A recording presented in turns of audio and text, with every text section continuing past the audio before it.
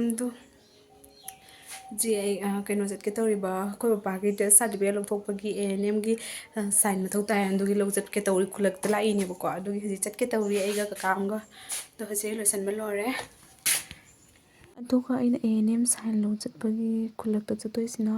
ꯀꯩꯅꯣ ꯑꯩꯈꯣꯏ ꯁꯣꯝꯗꯁꯨ ꯇꯥꯏ ꯑꯗꯣ ꯍꯟꯗꯛꯁꯦ ꯑꯩꯈꯣꯏ ꯁꯣꯝꯗ ꯇꯥꯗ꯭ꯔꯦꯕ ꯈꯨꯜꯂꯛ ꯁꯣꯝꯗ ꯇꯥꯈ꯭ꯔꯦ ꯑꯗꯨꯒꯤ ꯑꯩ ꯍꯥꯏꯗꯤ ꯑꯩꯈꯣꯏ ꯁꯣꯝꯗ ꯇꯥꯕ ꯉꯥꯏꯔꯗꯤ ꯑꯃꯨꯛ ꯀꯨꯏꯊꯔꯅꯤ ꯍꯥꯏꯅ ꯁꯨꯝ ꯆꯠꯂꯦꯕ ꯁꯣꯝꯗ ꯑꯣꯏꯅ ꯑꯗꯨ ꯃꯌꯥꯝꯁꯦ ꯍꯧꯖꯤꯛ ꯆꯠꯂꯤ ꯈꯨꯜꯂꯛꯇ ꯑꯗꯨꯒ ꯑꯩꯁꯦ ꯚꯤꯗꯤꯑꯣ ꯑꯗꯨꯝ ꯊꯣꯛꯂꯛꯄ ꯅꯝꯃꯛꯀꯗꯨꯗ ꯀꯥꯎꯊꯣꯛꯅ ꯅꯝꯗ꯭ꯔꯦ ꯑꯛꯇꯥꯗ ꯃꯐꯝꯁꯦ ꯐꯖꯃꯟꯅꯤꯅ ꯑꯩꯅ ꯅꯝꯃꯤꯅꯦꯕ ꯚꯤꯗꯤꯑꯣꯁꯦ ꯑꯗꯨꯒ ꯎꯕꯗ ꯀꯃꯥꯏꯅ ꯐꯖꯅ ꯎꯏ ꯍꯥꯏꯕꯗꯣ ꯄꯤꯁꯐꯨꯜ ꯑꯣꯏꯕꯅ ꯎꯕꯗ ꯑꯗꯨꯗꯤ ꯃꯈꯥ ꯇꯥꯕ ꯚꯤꯗꯤꯑꯣ ꯌꯦꯡꯃꯤꯟꯅꯁꯦ ꯑꯩꯈꯣꯏ ꯈꯨꯜꯂꯛꯀꯤ ꯁꯨꯃꯥꯏꯅ ꯆꯪꯕꯒꯤ ꯚꯤꯗꯤꯑꯣꯁꯦ ꯑꯃꯨꯛ ꯍꯥꯞꯇ꯭ꯔꯤꯕꯀꯣ ꯑꯩꯒꯤ ꯕ꯭ꯂꯣꯛꯇ Lazy haze filled up the room. Got no plans, just me and you. Time slows down when you're around. Feel the rhythm of our hearts pound. In the quiet we find a groove. Lost in love, no need to move. It's a love, no need to move. It's a lazy weekend, just you and me. Wrapped up in pink blankets, under the sheets. Lost in the moment, in our own dream. In this lazy weekend, we're wild and free. Coffee stains on the table. Lazy kisses, we're unable to escape this cozy bubble where we're lost in each other's troubles.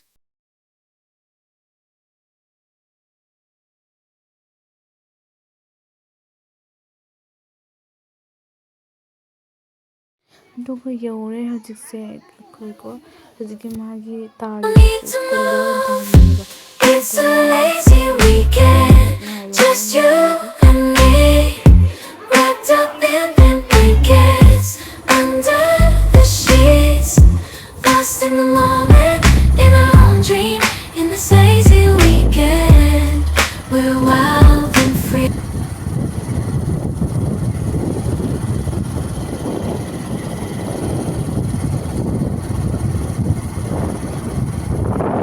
ꯑꯩꯁꯦ ꯒ꯭ꯂꯣꯁꯤ ꯂꯤꯞꯁꯇꯤꯛꯁꯦ ꯂꯥꯛꯑꯦ ꯑꯗꯨ ꯃꯌꯥꯝꯗꯣ ꯁꯤꯁꯦ ꯍꯧꯖꯤꯛꯇ ꯂꯥꯛꯏꯀꯣ ꯁꯤꯁꯦ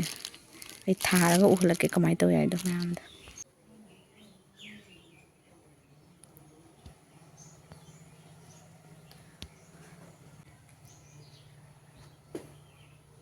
ꯁꯤ 300 ꯑꯣꯏꯀꯣ ꯁꯤ ꯄꯤꯛꯈ꯭ꯔꯕ ꯃꯆꯥꯁꯤꯅ ꯀꯌꯥꯝ ꯁꯤ 300ꯅꯤꯁꯦ ꯑꯩꯗꯤ ꯐꯥꯔꯁꯇꯁꯦ ꯅꯦꯜ ꯄꯦꯟ ꯃꯥꯜꯂꯨꯔꯦꯀꯣ ꯁꯦ ꯎꯊꯣꯛꯑꯕꯅꯦ ꯆꯥ ꯑꯗꯣ ꯍꯧꯖꯤꯛ ꯆꯠꯀꯦ ꯇꯧꯕꯤ ꯑꯩꯒ ꯆꯥꯝꯒ ꯑꯩꯈꯣꯏꯗ ꯆꯥꯝꯒ ꯑꯗꯩꯗꯤ ꯑꯩꯈꯣꯏꯗ ꯆꯥꯒ ꯆꯥꯗ ꯂꯩꯔꯦ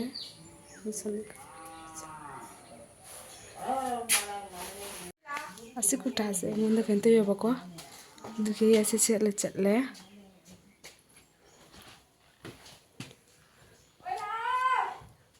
ꯑꯗꯨ ꯃꯌꯥꯝꯁꯦ ꯂꯣꯏꯁꯟꯕ ꯂꯣꯏꯔꯦ ꯍꯧꯖꯤꯛ ꯆꯠꯀꯦ ꯇꯧꯔꯤ ꯑꯩꯒ ꯑꯩꯈꯣꯏꯗ ꯆꯥꯒ ꯇꯣꯆꯥꯝꯒꯀꯣ ꯑꯩ ꯉꯁꯥꯏꯒꯤ ꯂꯤꯞꯁꯇꯤꯛ ꯂꯥꯛꯄꯗꯣ ꯍꯧꯖꯤꯛ ꯊꯥꯔꯒ ꯆꯠꯂꯦ ꯁꯤꯁꯦ ꯀꯨꯝꯕꯉꯥꯗ ꯂꯩꯍꯧꯕ ꯀꯥꯏꯅ ꯑꯩ ꯆꯠꯂꯦ ꯍꯧꯖꯤꯛ ꯃꯊꯣꯡꯒ ꯍꯥꯏꯗ꯭ꯔꯦ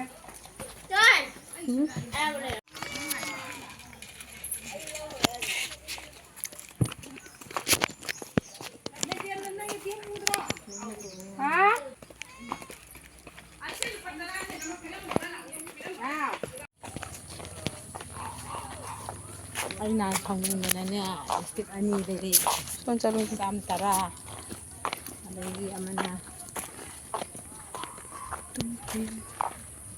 ꯂꯩꯁꯥꯕꯤ ꯑꯣꯏꯔꯤꯉꯩꯗꯨꯒ ꯈꯔ ꯐꯖꯅ ꯂꯤꯞꯁꯇꯤꯛꯀ ꯆꯠꯇꯣꯔꯤ ꯑꯩꯈꯣꯏ ꯁꯟꯖꯝ ꯆꯠꯄꯦ ꯌꯥꯔꯕ ꯍꯣꯏ ꯆꯦ ꯁꯨꯕꯦ ꯃꯃꯥꯡꯗꯩꯗ ꯌꯦꯡꯉꯨꯅꯦ ꯂꯤꯂꯥꯗ ꯌꯦꯡꯉꯨꯗ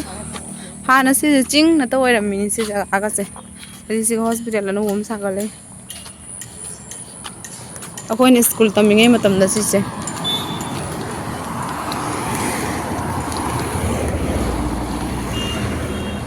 ꯐꯖꯗ꯭ꯔꯥ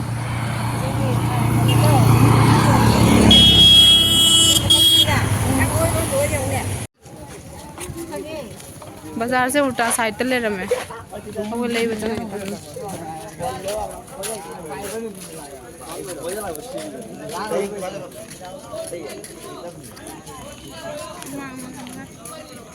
ꯅꯝꯊꯤꯕ ꯃꯅꯝ ꯅꯝꯃꯦ आलू लेबे जगह चंगे से आलू फजबरा आलू केजी कितना है 40 क्या ना केजी को तो 40 किलो प्याज को तो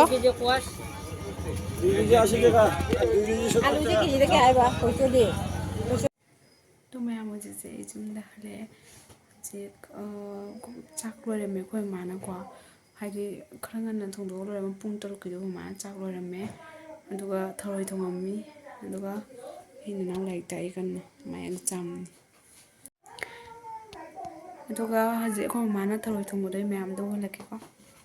ये मसला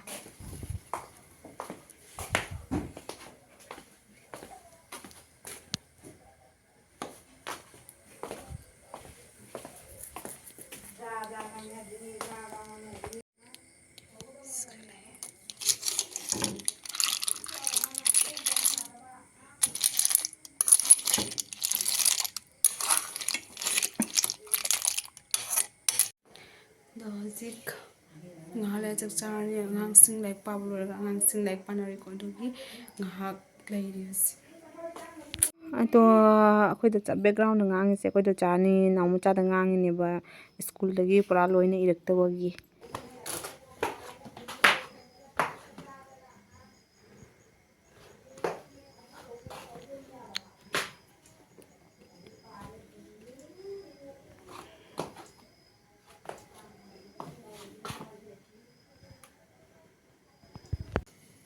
अखोई चक चाबो लोरे होजी आइदी थरोय थोंगो चाबा फंगद्रे खो ममाना पिजदे लोक थुंगे ना दुगी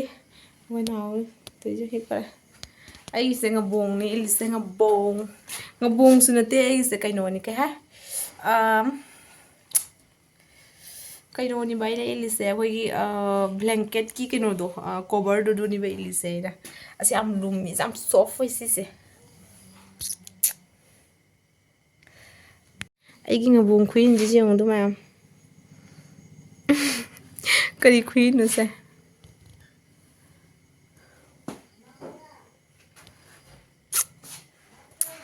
ꯀꯅꯥꯎ ꯇꯧꯏꯁꯨ ꯑꯗꯨ ꯃꯌꯥꯝ good night The next day. ꯑꯗꯨ ꯃꯌꯥꯝꯁꯤꯗ ꯑꯩ ꯏꯁꯤꯡ ꯁꯥꯍꯜꯂꯤ ꯑꯩꯈꯣꯏꯒꯤ ꯃꯃꯥꯒꯤ ꯂꯨꯖꯅꯕ ꯑꯩꯈꯣꯏ ꯃꯃꯥꯒꯤ ꯂꯨꯖꯅꯕ ꯏꯁꯤꯡ ꯁꯥꯍꯜꯂꯤꯗꯨ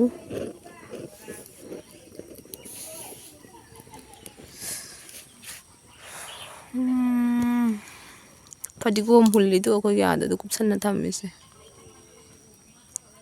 आदा कुपसन्ना थम्मिदु फटिकोम होल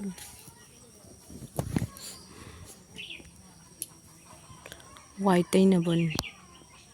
सिसे पाइरगा तैनि से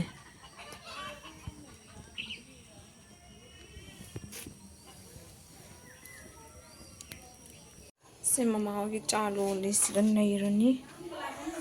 सिगा लैरे ग्लास तो नंग पुथोखरो ममा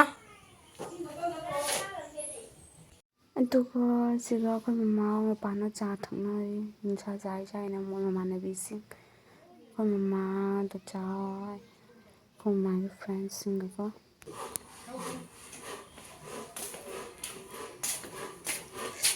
सेलो सनड्री से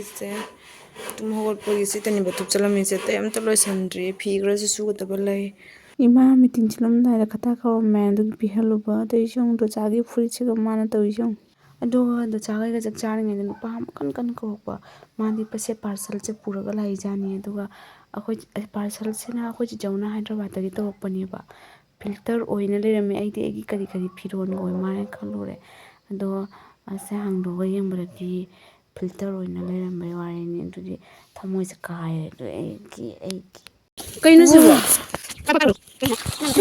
my god. Oh my god. So what is this? What is this? ꯁꯦꯃꯥ ꯂꯧꯊꯣꯛꯀꯦ ꯍꯥꯏꯁꯤꯁꯦ ꯍꯣꯏ ꯆꯦꯆꯣꯛꯅꯤꯀꯣ ꯆꯦꯆꯣꯛ ꯁꯦꯃꯥꯏ ꯃꯆꯤꯟ ꯂꯩ ꯑꯗꯨ ꯈꯨꯖꯤꯟ ꯅꯨꯡꯉꯥꯏꯅ ꯇꯧꯔꯁꯦ ꯑꯩ ꯌꯥꯝ ꯈꯨꯖꯤꯟ ꯌꯥꯎꯗꯔꯦ ꯇꯦꯛꯈ꯭ꯔꯦ ꯑꯗꯨꯗꯤ ꯑꯩ ꯇꯧꯒꯦ ꯈꯨꯅꯤ ꯅꯪꯕꯨ ꯐꯪꯉꯦ ꯆꯁꯃꯥꯁꯦ ꯇꯧꯔꯤꯁꯤ ꯌꯦꯡꯉꯨ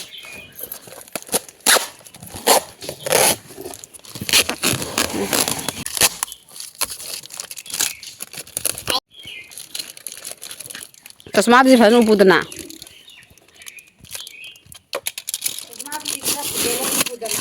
ꯇꯦꯛꯀꯅꯤꯀꯣ ꯇꯥꯔꯦ ꯇꯥꯒꯅꯤ ꯅ ꯑꯃꯨꯛ ꯆꯠꯅ ꯈꯨꯠꯇꯦ